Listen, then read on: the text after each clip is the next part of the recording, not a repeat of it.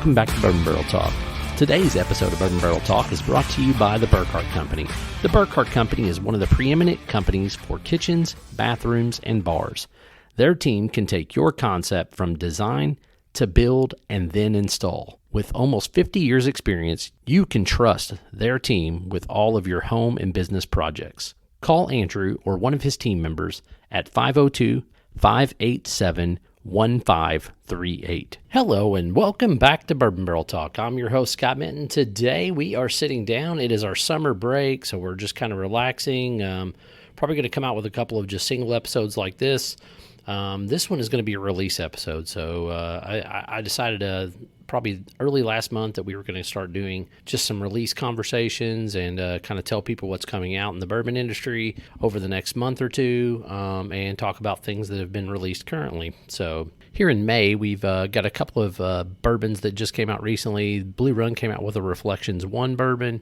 It's 95 proof. I think that if I remember correctly, the MSRP on that thing's around $100. A good solid pour. I mean, it's nothing fantastic, but it's a solid pour. You know, overall, I tried it. I was able to get a sample from a friend of mine. A pretty good pour, but nothing to put it in a top 10 type thing or anything to that nature. Castle and Key came out with their second batch or small batch bourbon.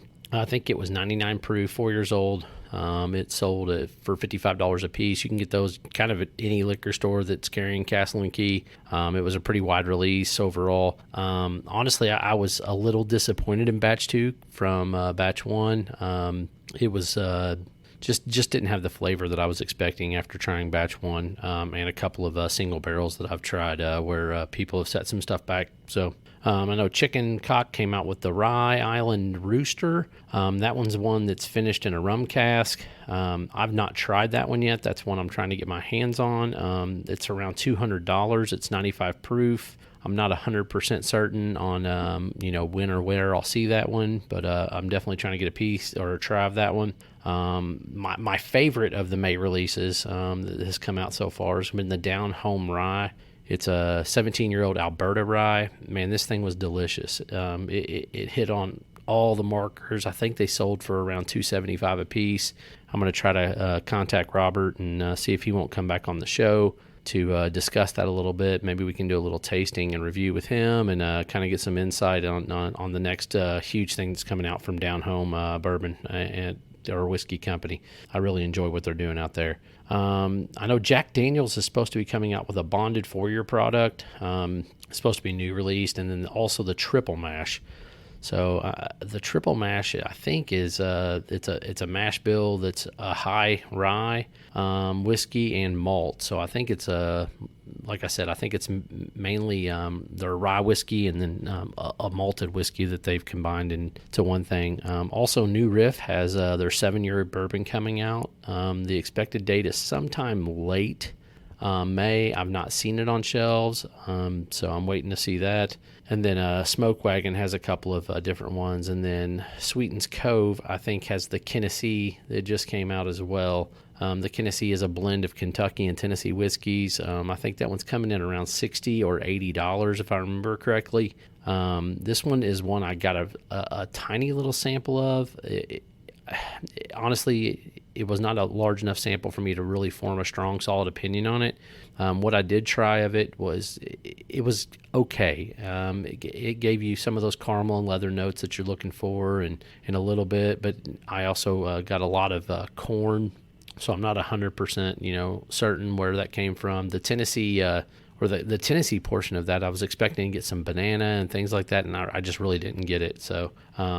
But I'm anxious to dive back in. That one came in, I think, somewhere around 110 to 111 proof. But like I said, I just got a tiny little sample. It was about a half an ounce that somebody had sent over from a group of friends. Outside of that, I don't think there's a whole lot of other things that were coming out in May that I'm aware of.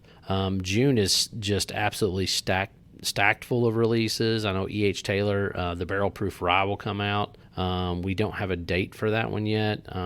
It's supposed to be hitting somewhere around 130 proof. I'm really anxious to get a sip of that. I think this is their first barrel proof rye release, so I'm really anxious to get a sample of that E.H. Taylor barrel proof rye.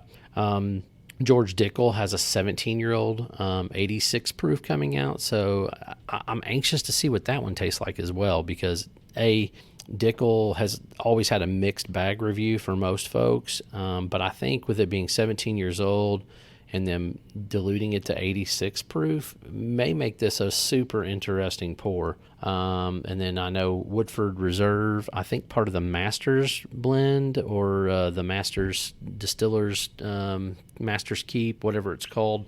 I think they've got the toasted oat grain coming out in late June as well. So those are kind of the ones in June that were just absolute powerhouse thoughts that I just really, really were excited about what was coming out. And then July is full of, nothing super exciting other than I think Uncle Nearest might be coming out with their first like barrel strength, barrel proof single barrel that I've seen at least. So I think that's pretty much it for this week. I want to thank our sponsor for the month of May, Burkhart and Company. They do fantastic jobs with their kitchens, bathrooms, and their bar remodels. Make sure you call Andrew and his staff and get in touch with them. The commercial's at the beginning, but special thanks to them for sponsoring us for the month of May. If you want to find Bourbon Barrel Talk, you can find us on Instagram, Twitter, Facebook, and then you can also email us at bourbonbarreltalk@gmail.com. Don't forget to hit the subscribe button. My favorite media is typically Spotify, but you can also get us on iTunes, Pandora, Google Podcast, and Amazon. This is Scott signing off. Peace out.